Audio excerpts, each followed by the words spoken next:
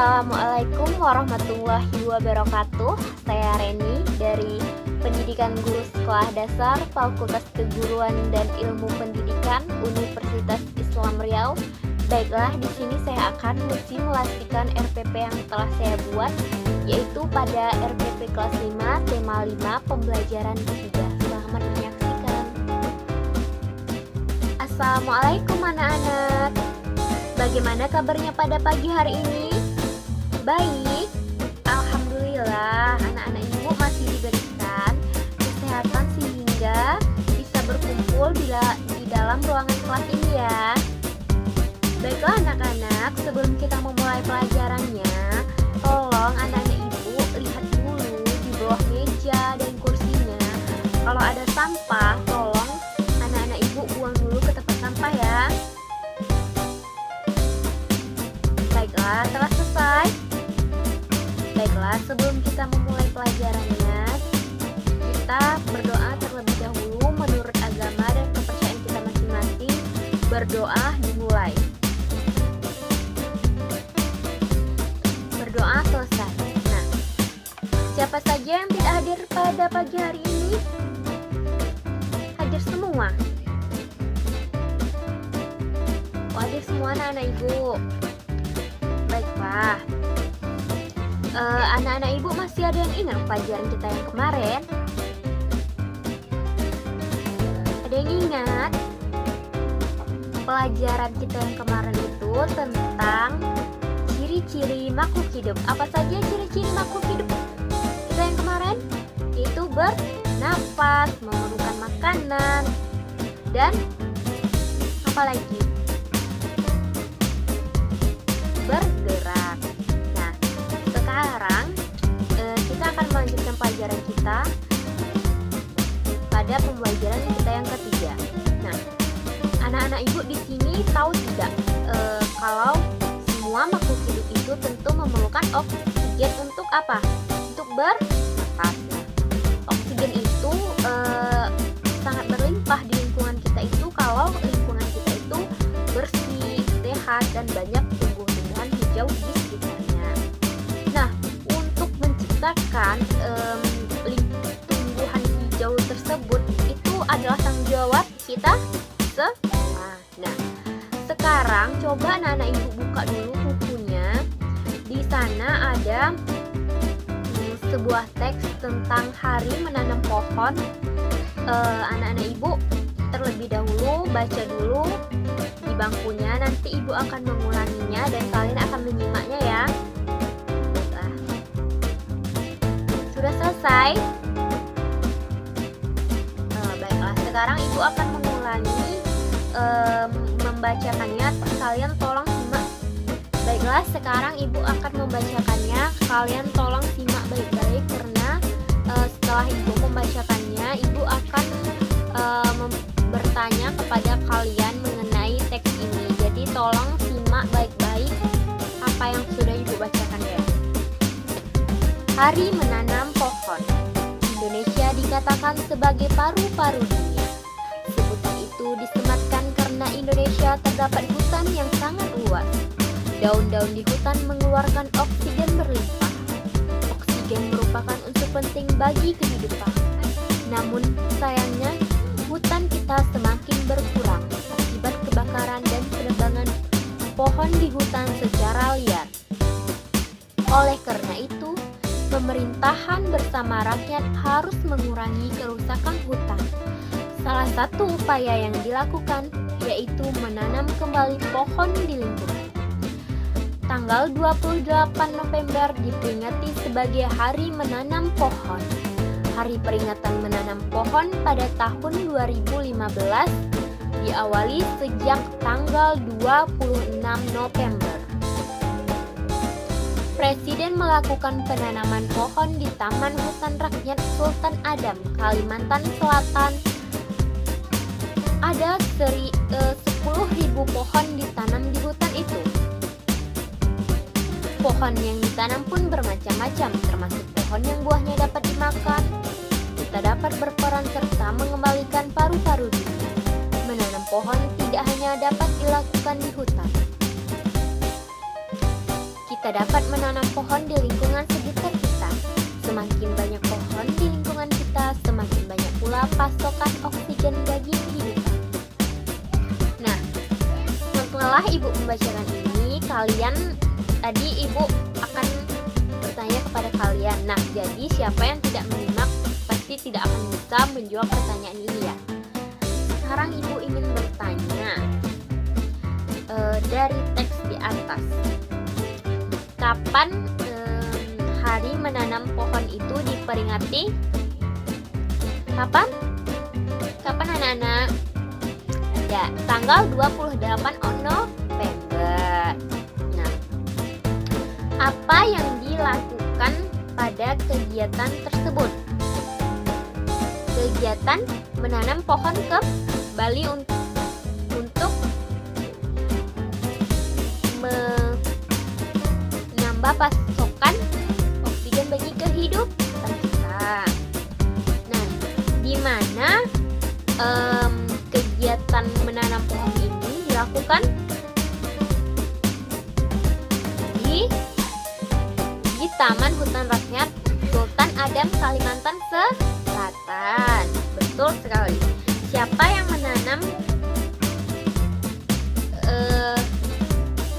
yang melakukan penanaman pohon tersebut? Kegiatan menanam pohon tersebut dilakukan oleh Presiden Joko Widodo. Nah, pohon apa saja yang ditanam?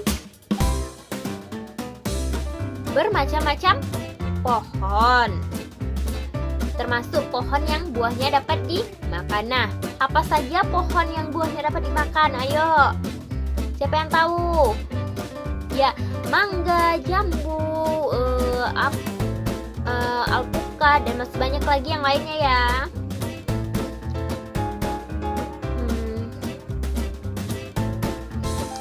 Mengapa kita harus melakukan penanaman pohon tersebut? Untuk menjaga supaya lingkungan kita tetap sehat, sehingga oksigen bagi kehidupan kita itu banyak. Nah, setelah anak-anak Ibu membaca dan menyimak hari menanam pohon tersebut, yaitu cara menjaga supaya lingkungan kita itu tetap hijau, yaitu dengan menanam pohon sebagai tanggung jawab masyarakat, kita sebagai masyarakat. Jadi semua masyarakat itu mempunyai tanggung jawab dalam menjaga kenyamanan, keamanan lingkungan tempat tinggal. Nah, sekarang Ibu punya sebuah teks lagi nih, yaitu teksnya tentang tanggung jawab sebagai warga masyarakat. Sekarang Ibu bacakan lagi. Kalian tolong simak terlebih dahulu apa yang sudah Ibu bacakan. Tanggung jawab merupakan sikap terpuji yang hendaknya dimiliki setiap individu. Sikap tanggung jawab yang mencerminkan nilai karakter setiap individu. Jadi karakter seseorang tercermin dari sikap tanggung jawab, baik terhadap dirinya sendiri, orang lain, masyarakat, maupun bangsa dan negara. Apa makna tanggung jawab dan apa saja jenis tanggung jawab sebagai masyarakat? Samakah tanggung jawab dengan hak dan kewajiban sebagai warga masyarakat? Orang-orang yang bertanggung jawab dapat dikatakan orang yang berkarakter. Tanggung jawab sebagai warga masyarakat. Tanggung jawab melekat pada setiap diri manusia dimanapun ia berada, termasuk di dalam lingkungan masyarakat. Bagaimana tanggung jawab sebagai warga masyarakat? Untuk memahami makna tanggung jawab sebagai warga masyarakat, secara urut perlu kamu pahami pengertian tanggung jawab itu sendiri, pengertian masyarakat, dan baru memahami makna tanggung jawab sebagai warga masyarakat berikut ini. Pengertian dari tanggung jawab. Tanggung jawab adalah salah satu nilai karakter bangsa yang diharapkan tertanam pada setiap individu, terutama peserta didik. Tanggung jawab adalah sikap atau perilaku yang melaksanakan tugas dan kewajiban yang seharusnya dia lakukan baik terhadap dirinya sendiri, masyarakat, lingkungan, alam, sosial, dan budaya, negara, maupun dengan Tuhan Yang Maha Esa. Menurut Kamus Bahasa Indonesia, tanggung jawab adalah keadaan wajib menanggung segala sesuatunya. Setiap individu mempunyai tanggung jawab karena tanggung jawab bersifat kodrati, yaitu menjadi bagian dari kehidupan manusia. Jadi setiap individu mempunyai tanggung jawab. Tanggung jawab sebagai setiap individu meliputi berbagai jenis sebagai berikut, yaitu tanggung jawab sebagai diri sendiri dan tanggung jawab sebagai tanggung jawab terhadap keluarga dan tanggung jawab kita terhadap masyarakat. Dan juga ada tanggung jawab kita sebagai bangsa, tanggung jawab kita terhadap bangsa dan negara, dan tanggung jawab kita terhadap Tuhan Yang Maha Esa. Nah, sekarang Ibu akan jelaskan tanggung jawab terhadap diri sendiri. Tanggung jawab terhadap diri sendiri itu memiliki kesadaran untuk setiap orang memenuhi kewajibannya sendiri dalam mengembangkan kepribadiannya itu sebagai manusia. Contohnya itu misalnya ibu memberikan pekerjaan rumah kepada kalian yang akan dikumpulkan esok pagi, tetapi kalian menghabiskan waktu dengan menonton TV dan tidak mengerjakan pekerjaan rumah yang telah ibu berikan tadi di sekolah. Dan pada keesokan harinya ibu memberi sanksi kepada siapa yang tidak mengerjakan pekerjaan rumah tersebut. Jadi yang bertanggung jawab atas diri sendiri itu ya kita sendiri. Makanya kita harus bertanggung jawab terhadap diri kita sendiri dan tidak boleh tidak mengerjakan pekerjaan rumah karena telah ibu berikan di sekolah. Baiklah, yang kedua itu tanggung jawab terhadap keluarga. Tanggung jawab terhadap keluarga itu meliputi seluruh anggota keluarga kita, baik itu ayah, ibu, maupun anak. Nah, dalam sebuah anggota keluarga itu tentu ada tanggung jawab setiap anggota keluarganya, menyangkut menjaga nama baik keluarganya, kesejahteraan keluarga, dan menjaga kesehatan keluarganya. Contohnya itu seorang ayah yang bekerja keras untuk menafkahi dan memenuhi semua kebutuhan keluarganya dan pendidikan anaknya. Nah, ayah tersebut di sini melaksanakan tanggung jawabnya sebagai kepala keluarga. Yang ketiga itu tanggung jawab terhadap masyarakat. Tidak ada seorang pun yang bisa hidup tanpa bantuan orang lain. Hal ini sesuai dengan kedudukan manusia sebagai makhluk sosial. Contohnya itu tanggung jawab terhadap masyarakat ini. Contohnya itu Pak Budi, warga masyarakat Desa Sukamakmur, pada hari Minggu ingin pergi ke pantai, tetapi pada hari Minggu itu ada kegiatan kerja bakti membersihkan selokan. Jadi Pak Budi sebagai warga masyarakat memutuskan untuk menunda acara berliburnya itu bersama keluarganya. Jadi tindakan Pak Budi ini mencerminkan sikap tanggung jawab terhadap warga masyarakat. Yang selanjutnya itu tanggung jawab terhadap bangsa, negara, dan tanggung jawab terhadap Tuhan, dan tanggung jawab sebagai warga masyarakat. Nah, setelah anak-anak ibu membaca bacaan tentang tanggung jawab sebagai masyarakat ini, ibu mau. Nah, setelah anak-anak ibu telah membaca teks tentang tanggung jawab sebagai masyarakat, ibu mau kalian menuliskan di buku tugas kalian pemahaman apa saja yang dapat kalian pahami dari teks tanggung jawab sebagai warga masyarakat ini ya.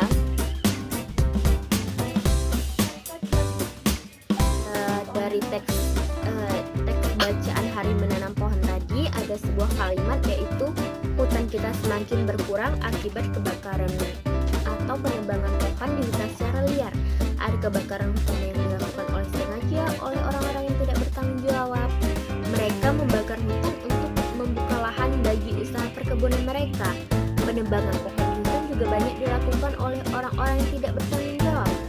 Mereka menebang pohon-pohon itu untuk dijual kembali. Padahal seharusnya pohon-pohon yang digunakan untuk industri harus diambil dari hutan tanaman industri. Pemerintah harus memberikan hak pengelolaan HTI kepada para pengusaha. Para pengusaha itu harus mematuhi aturan yang ditetapkan. Aturan itu misalnya umur pohon yang boleh ditebang dan penanaman kembali pohon yang ditebang. Batang pohon memang mempunyai banyak kegunaan. Banyak perajin yang memanfaatkannya sebagai sumber penghasilan. Mereka membuat beraneka kerajinan lalu menjualnya dengan harga tinggi. Berikut ini Ibu ada sebuah gambar kerajinan dari batang pohon. Batang pohon mempunyai banyak kegunaan. Banyak pengrajin yang memanfaatkannya sebagai sumber penghasilan. Mereka membuat beraneka barang kerajinan lalu menjualnya dengan harga tinggi. Berikut Ibu ada sebuah gambar tentang kerajinan dari batang pohon. Anak-anak Ibu bisa lihat ya. Nah, sekarang Ibu mempunyai sebuah tugas. Ibu ingin bagi kalian dalam beberapa kelompok. Nah, di sini Ibu menugaskan kepada kalian untuk mewawancarai orang-orang sekitar kalian untuk mencari informasi jenis-jenis usaha apa saja yang dilakukan. Misalnya itu jenis usahanya itu berjualan kue misalnya. Tentu bahan baku yang diperlukan untuk membuat kue itu yaitu adalah tepung. Nah, Ibu ingin kalian buat seperti itu, mencari jenis usaha apa saja yang dapat dilakukan. Tentu sebelum kalian mewawancarai orang tersebut, itu kalian menyiapkan dulu pertanyaan-pertanyaan apa saja yang akan kalian lakukan kepada narasumber kalian itu. Nah, Ibu mau kalian catat hasil wawancara kalian tersebut dan setelah itu kalian presentasikan bersama kelompok kalian di depan kelas. Nah, tentu banyak usaha-usaha yang ada di lingkungan sekitar kalian kan. Ada yang usahanya yang bekerja di lahan persawahan, ada yang berternak ayam, ada yang bekerja di sektor industri, ada pula yang membudidayakan ikan kolam. Kegiatan ekonomi ini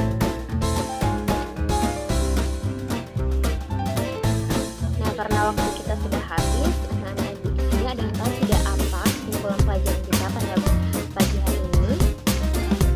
Ya, kesimpulan kita pada pagi hari ini yaitu kita sebagai masyarakat harus menjaga supaya lingkungan kita itu tetap bersih dan sehat dengan cara menanam pohon dan tidak melakukan penanaman pohon secara liar. Dan setiap manusia itu memiliki tanggung jawabnya masing-masing. Dan juga di lingkungan sekitar kita itu banyak sekali kegiatan ataupun usaha-usaha yang ada di lingkungan masyarakat. Nah, cukup sekian pertemuan kita pada pagi hari ini. Ibu akhiri dengan wabillahi taufiq wal hidayah. Wassalamualaikum warahmatullahi wabarakatuh.